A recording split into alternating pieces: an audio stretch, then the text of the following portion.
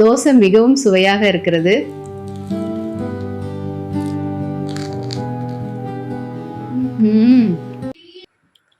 Hello friends, கடலைப்பருப்பு சட்னி அரைக்கிறேங்க. அதுக்கு தேவையான பொருள் வந்து கடலைப்பருப்பு, மிளகாய், பச்சை மிளகாய் 2, கருவேப்பில், தேங்காய் 2 வரமிளகாய் எல்லாம் போட்டுக்கலாங்க. கடலைப்பருப்பு நல்லா வறுத்துக்கணும், இப்போ தான் நல்லாயிருக்கும். இல்லை பச்சையாக போட்டோம்னா சட்னி நல்லாயிருக்கும். எப்போ பாரு நம்ம பொட்டுக்கடலை சட்னி சாப்பிட்றதுக்கு மாற்றமாக இது கடலைப்பருப்பு, பாசிப்பருப்பு இப்படி ஒவ்வொன்றும் செய்யலாங்க. கொள்ளு சட்னி, பாசிப்பருப்பு சட்னி, கடலைப்பருப்பு சட்னி, நெடக்கடலை சட்னி, சட்னிலேயே பல விதமாக செய்யலாங்க. இப்போ நான் கடலைப்பருப்பு போட்டிருக்கேன்.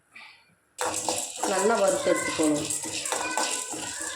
இது ஒன்று வறுத்தா போதுங்க. மற்ற எல்லாமே நம்ம அப்படியே எப்போவுமே பொட்டுக்கடலை சட்னிக்கு மாத்திரம் மாதிரி போட்டு அரைச்சிக்கலாம். எண்ணெயெல்லாம் ஊற்ற வேண்டியது இல்லைங்க, சும்மாவே அப்படியே போட்டு வறுக்கலாம் போதுங்க. இந்த மாதிரி வறுத்தா அடுப்பு ஆஃப் பண்ணிக்கலாம். கடலைப்பருப்பு போட்டுக்கலாங்க. நல்லா வறுத்துட்டு சட்னிக்கு பச்சை மிளகா 1.5 போட்டுருக்கேன், கருவேப்பில், தேங்காய், வரமிளகா போட்டுக்கலாங்க. 3 எடுத்துருக்கேன். இது நல்லா காரங்க, அதனால் 3 1.5 பச்சை மிளகா போட்டுருக்குறேன். உப்பு கொஞ்சம் போட்டுக்கலாம். உப்பு சட்னி அரைச்சிக்கலாங்க, மிக்சியில் அரைச்சிக்கலாம்.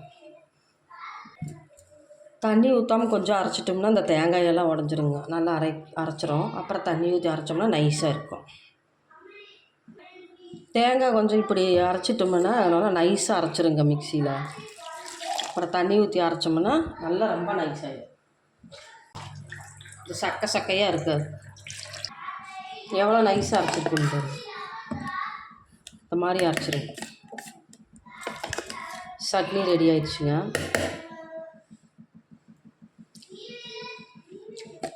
சூப்பராக இருக்குது சட்னி.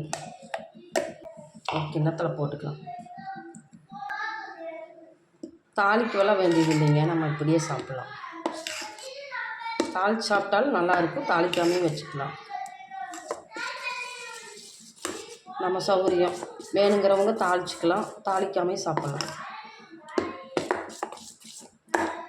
தண்ணி வேணுன்னா ஊற்றிக்கலாம், இல்லைன்னா இப்படியே வச்சிடலாம். நான் இப்படியே வச்சிட போகிறேன்.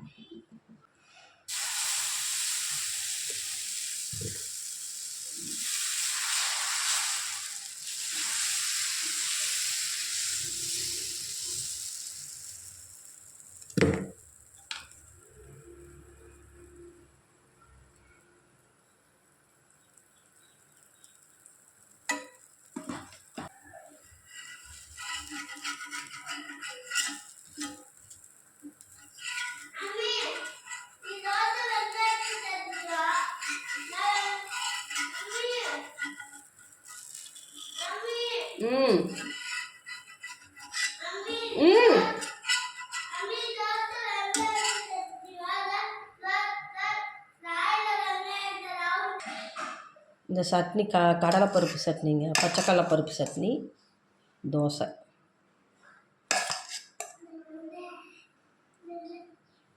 வாங்க சாப்பிட்லாம்.